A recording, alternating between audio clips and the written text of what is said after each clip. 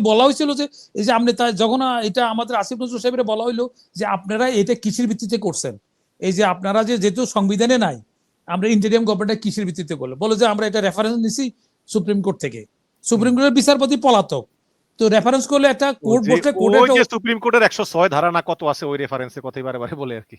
না এটা বলে এটা মিথ্যা কথা বলতেছে, এটা কেন মিথ্যা কথা আমি সেটা বলতেছি, ব্যাখ্যা করছি, আমি তো অনলাইনে দায়িত্ব নিয়ে কথাটা বলতেছি। চিফ জাস্টিস ওই পলাতক চিফ জাস্টিস আমার জানা আছে, উনি তখন পলাতক ডিওএসএস, তারপরে উনি তো বসতে পারে না, উনি বসতে পারে, বসলে একটা ওয়াটার শিট লাগবে, তো তো কাগজটা দেখান না, পেপারে দিয়ে দেন না, কিন্তু পলাতক থাকা অবস্থায় তো উনি আদেশ দিতে পারে, এ তো নিয়ম না, আছে। আদেশ দিতে পারে, উনি বাথরুমে থাকে ওয়াটার, আইনে বলা আছে যদি কোর্ট যদি বাথরুমে থাকে সে যেমন জরুরি কোনো ব্যাপার হয়, উনি কোর্টকে ওই বাথরুমকে কোর্ট ডিক্লেয়ার করতে হবে, ডিক্লেয়ার করে উনি আদেশ দিতে পারে, সেটা পারে। তো আপনি ওনার আদেশ দিলে তো সে আদেশের ওয়াটারের শীট লাগবে, তো কয়জন বিচারক ছিল এটাতে, কি কি আদেশ দিচ্ছে, কি কি কে আপিল করছে, কে এটার জন্য সরকারের রেফারেন্স সিটি কই, তখন এটার জন্য আমরা যখন আমি এটা পয়েন্ট আউট করলাম, আমি একমাত্র ব্যক্তি যে এটা পয়েন্ট আউট করছে, করার পরে আমাদের অ্যাডভোকেট মহসিন রশিদ যেটা কোর্টে মামলা করছে সেটা ডেট পালাচ্ছে, ডেট পালা দিতে পারছে না, ওটা ওই দিনে দিয়ে দেওয়ার কথা, এটা পাবলিক ডকুমেন্ট। তাহলে মহসিন রশিদ সুপ্রিম কোর্টে এখন ডেট পড়তেছে খালি, ওই কাগজ দিতেছে না, থাকলে তো দিবে। আচ্ছা আপনি এটা মিথ্যা কথার দরকার ছিল না, সে পলাইছে, পলাতে দরকার তো বিপ্লবী সরকার গঠন করলে হইতো, কারণ ওনার সাফিসিয়েন্ট ওই আইনগত অত সাফিসিয়েন্ট জ্ঞান ছিল না। আচ্ছা দেখেন যখন সরকার নাই, আইজি নিয়োগ হয়েছে, এখানে রুলসে বলা আছে সরকারের সুপারিশ ক্রমে রাষ্ট্রপতি অ্যাপয়েন্ট দিবে, তাহলে অ্যাটর্নি জেনারেলটা কিভাবে নিল, 3 দিন তো সরকারে ছিল না, তাহলে অ্যাটর্নি জেনারেলটা অবৈধ হচ্ছে। তারপরে আইজি যেটা অ্যাম্বাসেডর হয়েছে, সে আইজির অ্যাপয়েন্টমেন্ট অবৈধ হয়েছে। এত কি জরুরি হয়ে গেল সরকার গঠন করার আগে অ্যাটর্নি জেনারেল নিয়োগ করতে হবে কেন? তাহলে এটা অ্যাটর্নি জেনারেলের বেতন টেতন যদি পরবর্তীকালে, যেহেতু সে বিএনপি করে, বিএনপির লোক যদি গভর্নমেন্ট যদি আসে, তাহলে সে যদি বেতন ফেরত পায় না দেওয়া লাগে, অন্য কোনো গভর্নমেন্ট আসলে বেতন ফেরত দিতে হবে তার। এই যে দেখেন, আবার দেখেন আলী রিয়াজের এত বিতর্ক থাকার পরে এই দেশের নাগরিক না চলে গেছে, তারপরে এখন তারে কি প্রয়োজন হলো একটা অ্যাসিস্ট্যান্ট বানাইতে, মন্ত্রী পদ মর্যাদা রাষ্ট্রের টাকা খরচ করে, কি অ্যাচিভমেন্ট করছে, কি মুন্সিয়ানা দেখাইছে উনি এ পর্যন্ত, ঐক্যমত আনতে পারে নাই। ঐক্যমতের মধ্যে দেখেন আবার হা না করছে, এর মধ্যে ক খ গ গ আছে, তো এখন মনে করেন ক খ গ এর মধ্যে একের ক খ গ আছে, অম্ম আছে, তো এখন আপনি মনে করেন ক আপনার সমর্থন আছে, খ গ আপনার নাই, তাহলে হা বা না কেমনে বলবেন? এগুলি হয় কি আমারে তুমি চাও কি চাও না, হা বা না করা যায়, কিন্তু ক খ গ গ ম দিলে এখানে 2টা আপনার সমর্থন আছে, 3টা সমর্থন নাই, তখন আপনি কেমনে হা লিখবেন কেমনে বা না লিখবেন কি করে? এদের অনভিজ্ঞতা আমি আপনাকে প্রমাণ করে দিচ্ছি কিভাবে হচ্ছে। আর এরা যদি অতটুকু যদি জ্ঞান থাকতো তাদের, তাহলে 3 দিন গভর্নমেন্ট নাই কেন?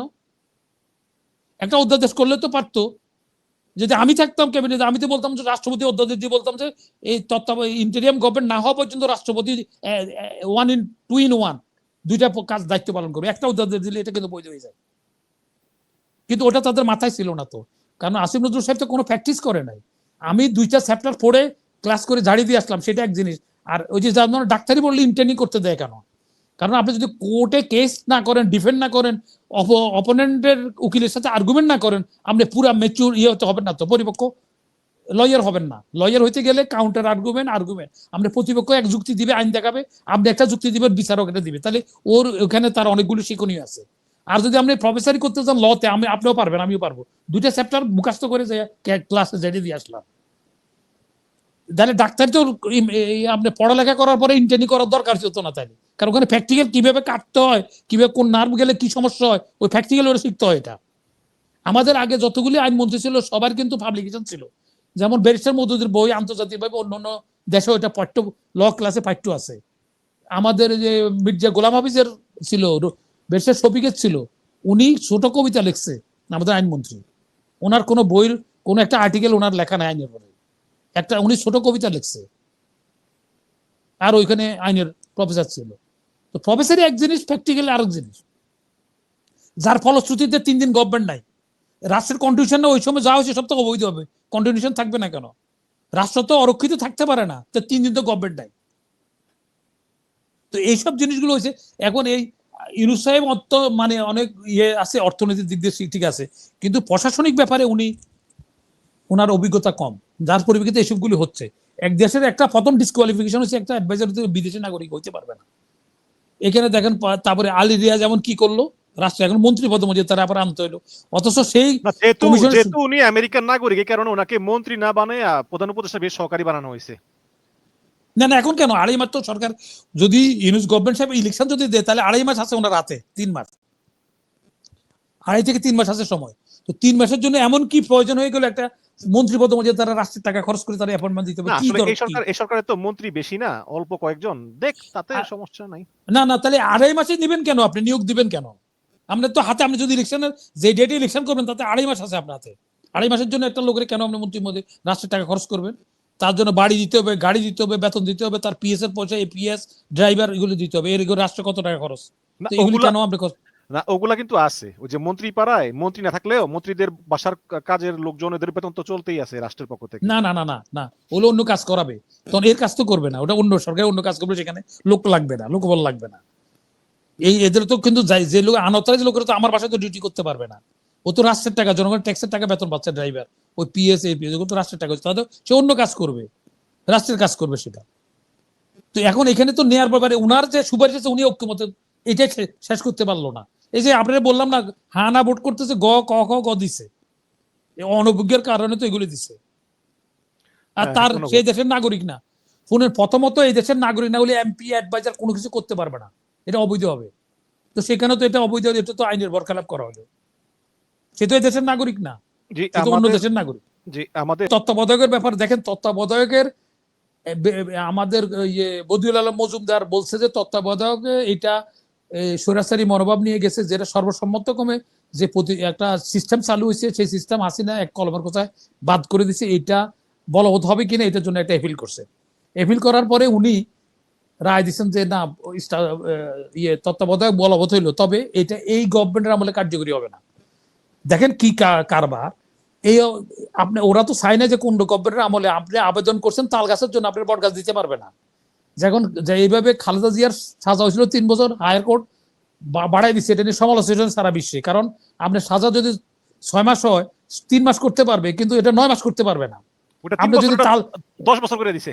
10 বছর করে দিছে, তাহলে এখন আমাদের রেফাই সাহেবের তো কন্ডিশনালি, বদিউল আলম মজুমদার তো কন্ডিশনালি চায় নাই যে এটা কোন সময় কার্যকরী হবে, উনি রায়ের মধ্যে ওটা ইনক্লুড দিচ্ছে। কেন দিচ্ছে সেটা বলি, কারণ এই গভর্নমেন্ট ওনাকে নিয়োজিত করছে, এবং এপিলেট ডিভিশনের সিনিয়র বিচারপতি হওয়ার পরে সুপ্রিম কোর্টে চিফ জাস্টিস হইতে হয়, নিয়ম হইলো।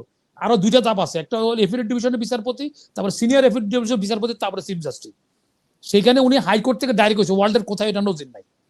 এটা আসিফ নজরুল সাহেবেরা করছে, করার পরে এখন যদি উনি ওইটা বলবৎ করে, এখন করে, তাহলে তো এই গভর্নমেন্ট নাই, 2টা সিস্টেম তো চলতে পারে না। তাহলে ওনারও কৃতজ্ঞতাবোধের জন্য, সেখানে জাস্টিসের জায়গায় কৃতজ্ঞতাবোধের জন্য উনি সে এই কাজটা করছে, না উনি না এটা এখানে কন্ডিশন। না এখানে এখানে আমার যুক্তি হলো কি, যে যেহেতু ডক্টর ইউনূস সরকারও ওয়ান কাইন্ড অফ তত্ত্বাবধায়ক সরকার, ওয়ান কাইন্ড অফ অন্তর্বর্তীকালীন সরকার, এখানে যেই সব দলগুলো নির্বাচন করবে, যেমন বিএনপি, জামাত ইসলাম সহ অন্যান্য যেসব দলগুলো নির্বাচন করবে, তারা কিন্তু অলরেডি বলেছে যে ইউনূস সরকারের আন্ডারে নির্বাচনে যেতে আমাদের আপত্তি নাই। এই কারণেই সবার সঙ্গে আলোচনা করি আসলে সিদ্ধান্ত নেওয়া হয়েছে যে ঠিক আছে, তাহলে এর পরের টার্ম থেকে তত্ত্বাবধায়ক সরকার হবে। এখন আর এইভাবে তত্ত্বাবধায়ক সরকার বানানোর কোনো অর্থই হয় না, যেহেতু প্রধান রাজনৈতিক দলগুলো ইউনূস সরকারের অধীনে নির্বাচন যেতে রাজি আসে। ওই যুক্তিতেই আর কি বলা হয়েছে তত্ত্বাবধায়ক সরকার এর পরের টার্ম থেকে হবে আর কি, এর বাইরে কিছু না। না না না, আইনে কিন্তু কোনো এসব যুক্তি চলবে না। কারণ আপনি চাইছেন কি, বদিউল আলম মজুমদার চাইছে তত্ত্বাবধায়ক এস্টাবলিশ হবে কি হবে না, উনি বলবেন এটা হলো না না হবে, দুটাই করতে হবে, পারে উনি। হবে, বাট না না বাট না, আমার পরের টার্ম থেকে। আমার আমার কথা না, না পরের টাইম তো উনি কারণ আরজি যা করবেন, আপনি যে আরজি চাইছেন, আপনি চাইছেন 5 টাকা সাহায্য, আপনার 50 টাকা দিতে পারবে না। আপনি চাইছেন ইনক্রিমেন্ট বাড়াইতে, আপনার প্রমোশন দিতে পারবে না। আমি আরজির মধ্যে যা আছে আরজির বাইরে ওনারা দিতে পারবে। কোর্ট তো কোনো নবী পেগাম্বার না, বিচারপতিরা নবী পেগাম্বার না, তাদেরকে রুলস এর মাধ্যমে থাকতে হবে। তো যিনি ভিকটিম, মানে এগ্রি পার্সন যেটা চাইছে তার বাইরে যেতে পারবে না, যেটার জন্য খালেদা জিয়ার সাজা বাড়ানোর জন্য সমালোচনা হয়েছে, কারণ ওটার বাইরে উনি গেছে দেখে এত সমালোচনা হয়েছে। কিন্তু এখন বক্তব্য হলো কি, এখানে সবাই বুঝে, এখানে বদিউল আলম মজুমদার কি চাইছে, যেটা এই গভর্নমেন্ট এই সময় হবে না, পরের সময় হবে, ইউনূস সাহেব করবে না, অন্য গভর্নমেন্ট করবে, তার আবেদনের মধ্যে তো এটা নাই। 2 নম্বর হলো মূল কেজ যেটা ছিল, যেটা 15তম সংশোধনী আনছিলেন, যেটা সংবিধান সংশোধন করছিলেন, যেটা আপনার ওই যে রাতের ভোট দিনের ভোট রাতে করছে, করার পরে সে সংসদ কর্তৃক সে অ্যাপ্রুভ করে নিছে শেখ হাসিনা তত্ত্বাবধায়ক বাতিল করাটা। তো এখন ওই যেখানে আপনার বিছনা পাক না আসে নামাজ পাক হবে কেমন, শরীর পাক না হলে ইবাদত পাক হবে? তো যেখানে এমপি নিয়ে প্রশ্ন আসছে, তারা সেখানে কি করছে, তারা ওই সময় তত্ত্বাবধায়কটা বাতিল করছে। কারা করছে? ওই যে যারা নমিনেশন পাইলে এমপি হয়ে গেছে, ওই ধরনের এমপিরা দিয়া। তো আপনার যদি দেহ পবিত্র না থাকে তাহলে এবাদত পবিত্র কিভাবে হবে? সংসদে তো ওটা প্রশ্নবিদ্ধ, ওই সংসদে তো নির্বাচিত হয় না, সিলেক্টেড এমপি হয়েছে। তো তাদের করতে যেটা হয়েছে সেটা নিয়ে এতবার ডেট করতে হবে কেন? ওটা যেদিন থেকে কোর্টে এটা নিয়ে চ্যালেঞ্জ হয়েছে সেদিনের অটো রেস্টোর হয়ে যাওয়ার কথা। কিন্তু অটো রেস্টোর করলে তো এই গভর্নমেন্ট নাই, এই গভর্নমেন্ট এই চিফ জাস্টিস নিয়োগ করছে, তাহলে তো ওনারা তো ওনার নিয়োগকর্তাকে তো বিরুদ্ধে রায় তো দিবে না।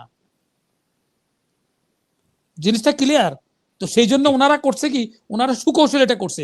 আর একটা কথা জানার দরকার, এটা অনেকে জানে না, বিচার বিভাগ যা খুশি তাই করতে পারে না, রাষ্ট্রপতি যা খুশি তাই করতে পারবে না। কারণ তাহলে কি আমাদের একটা অংশ কি রাষ্ট্রপতি বিক্রি করে দিতে পারবে? পারবে না তো, প্রধানমন্ত্রী পারবে না তো। তাকে রুলস অফ বিজনেস মানতে হবে, সংবিধান মানতে হবে। তো বিচারপতিরা কিন্তু তাদের রুলস এর মাধ্যমে থাকতে হবে। আমি খেয়াল খুশি মতো কইলাম তার তো হবে না তো, কারণ ওনারা নবী ফকেম পান না, ওনাদেরকে আইনের মাধ্যমে থেকে আইনের আওতায় করতে হবে। কারণ ওনারা রাষ্ট্রের বেতনভোগ কর্মকর্তা, রাষ্ট্রের জনগণের ট্যাক্সের টাকা বেতন নিচ্ছেন ওনারা। সুতরাং জনস্বার্থ, মানবাধিকার এগুলোর দিকে খেয়াল রাখতে হবে। এইখানে অ্যাপয়েন্টিং অথরিটিকে খুশি করা তাদের লক্ষ্য থাকা উচিত নয়, যার পরিপ্রেক্ষিতে এই কথাগুলি আসে।